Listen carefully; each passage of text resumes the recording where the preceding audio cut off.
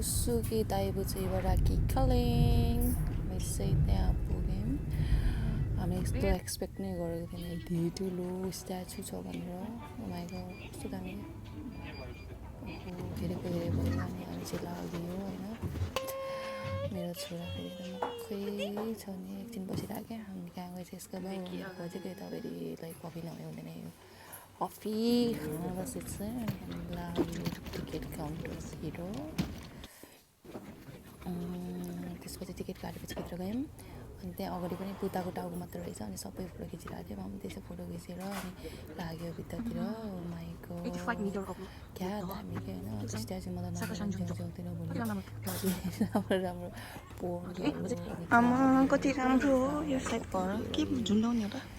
large र small लार्जको 1000 स्मलको 500 अरे यस्तो यहाँ झुन्डाउने रहेछ कि कस्तो क्युट रहेछ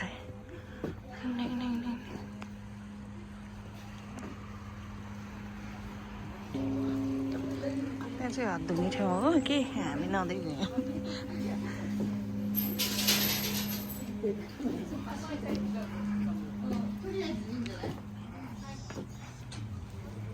वाउ सीधे क्या दामी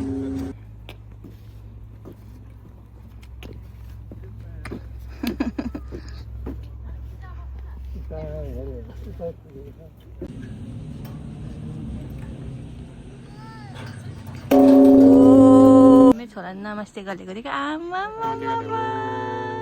ज्ञानी हुन्छ भन्ने नि बेचारा ज्ञानी हुन्छ भन्ने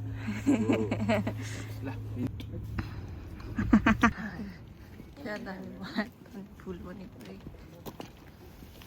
हो न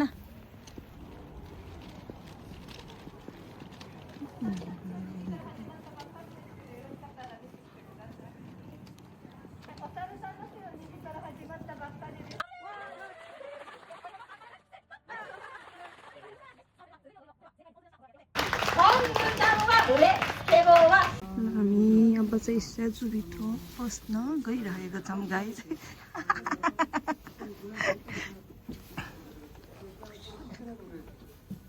टोपी त खोलेर हिँड्नु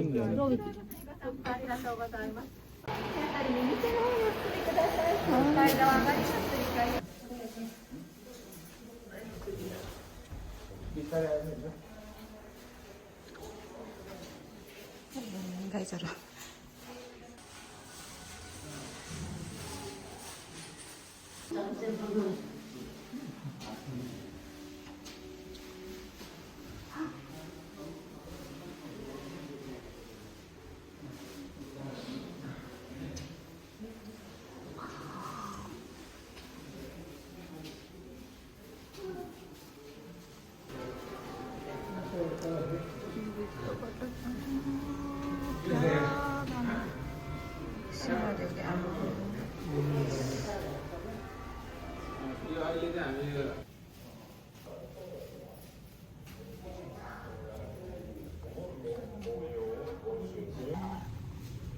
यो पनि रहेछ तर मस्तो है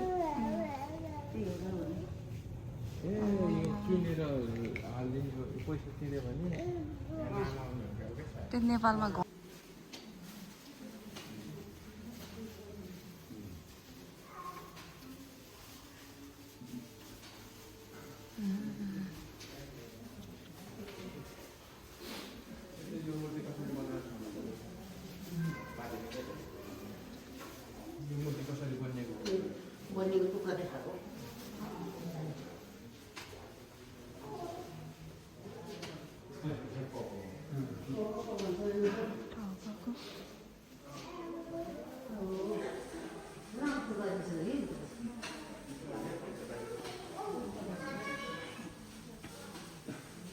यसै जापानको मान्छेहरू यहाँ टाइम देख्यो कि यहाँबाट चाहिँ पुरै चारैतिरबाट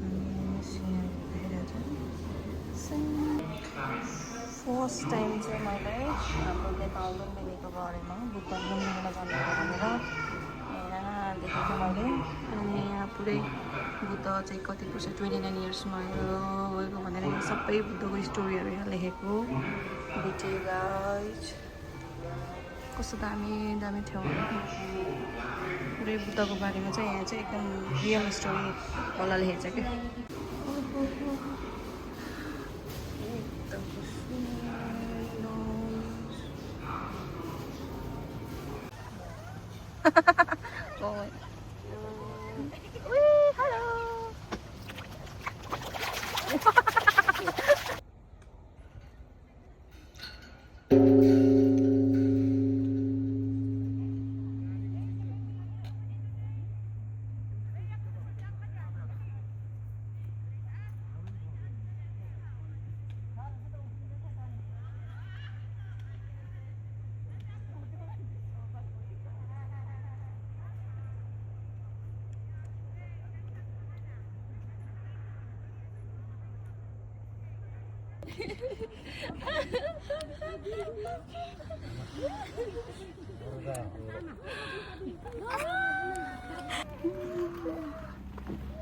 आयोजित भइसक्यो मेरो छोरालाई भोक लागिसक्यो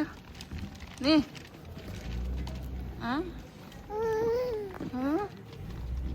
अहिलेसम्म घुमेको मध्ये एकदम वर्दी प्लेस के आम्मा もう一つの催し物としてフレアイ30分の再開公演土曜日曜祝日